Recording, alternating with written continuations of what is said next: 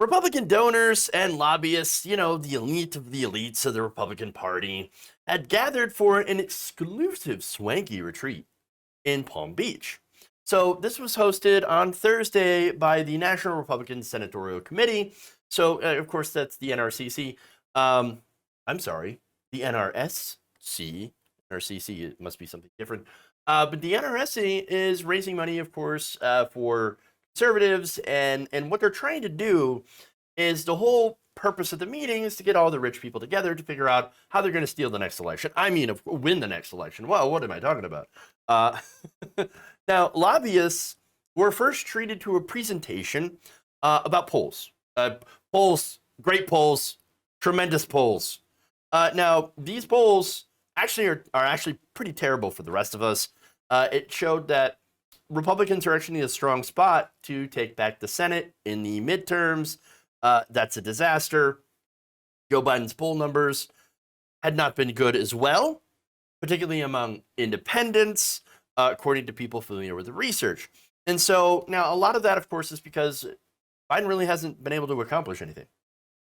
There has been like the two pieces of signature legislation. You have the infrastructure, the bipartisan corporate bill, corporate infrastructure bill, and then you have the Build Back Better plan. Now, that's the social spending, the $3.5 trillion reconciliation bill. Both of those are being held up in Congress, and so Joe Biden hasn't been able to do really anything, at least in that regard. So now there are, of course, other things that he could do. For example, cancel student debt, which would help out millions of American borrowers.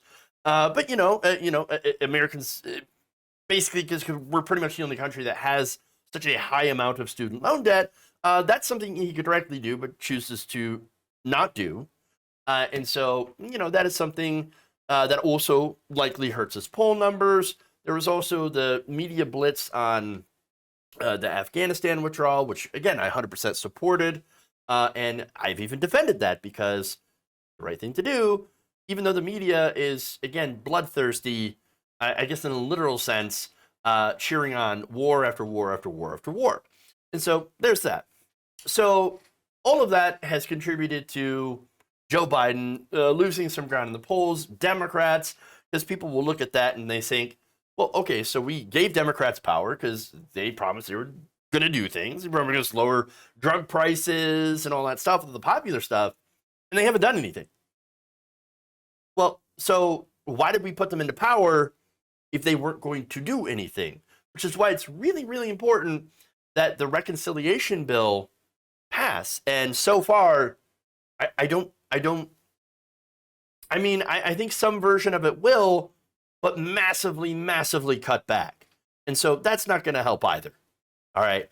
Now, that said, the NRSC held this fundraiser, and Trump was there, naturally. Of course he was, because he's a big part of the Republican Party. He essentially runs the Republican Party at this point. They're a cult devoted to Trump. And so, as always, since he was there, he decided to say insane things. So now, according to Washington Post reporting, top GOP operatives and U.S. senators were in attendance for Trump's speech at the end, where he had lauded himself as the savior of the Republican Party. It was a dying party, I'll be honest. Now we have a very lively party. And he said before going into election conspiracies, of course, it's a terrible thing what they did in Georgia and other states. You look at Texas, you look at a lot of states, they're correcting all the ways we were abused over the last election, the last two elections, if you think about it. Okay, so normal election stuff, still not over 2020, never going to get over 2020 because he's obsessed. He's obsessed. His ego will not allow him to admit to being an absolute loser. And so now the best part, though, is where he unprompted yelled out this: I'm not into golden showers.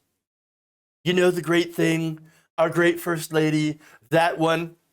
Which one? Which one are we talking about? Our great First Lady, that one.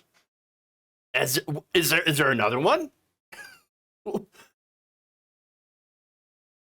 This is insane reading Trump. But no, he says, our great First Lady, that one, the one over there, not the current one, which isn't actually the first lady because it's not actually president. I don't believe that one, she said. The one about the PP. Which one does she believe? I mean, look, from Grisham's book, apparently she believed in the alleged affairs with Stormy Daniels and Keith McDougal. But okay, still, why would you bring that up? What are you doing? What are you doing bringing up? By the way, I don't like pee. I don't like being peed on. Yeah. Okay, but nobody there was asking about this. No one. You think anybody in that crowd was like, by the way, I'm really concerned about the alleged pee tape. Please talk about this. Please. Why? Who brings that up?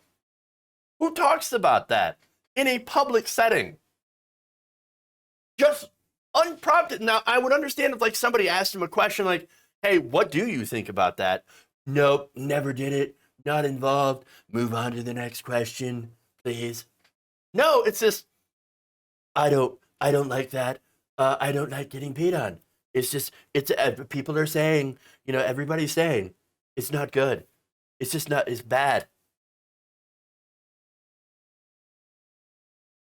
You know what it makes you think, right?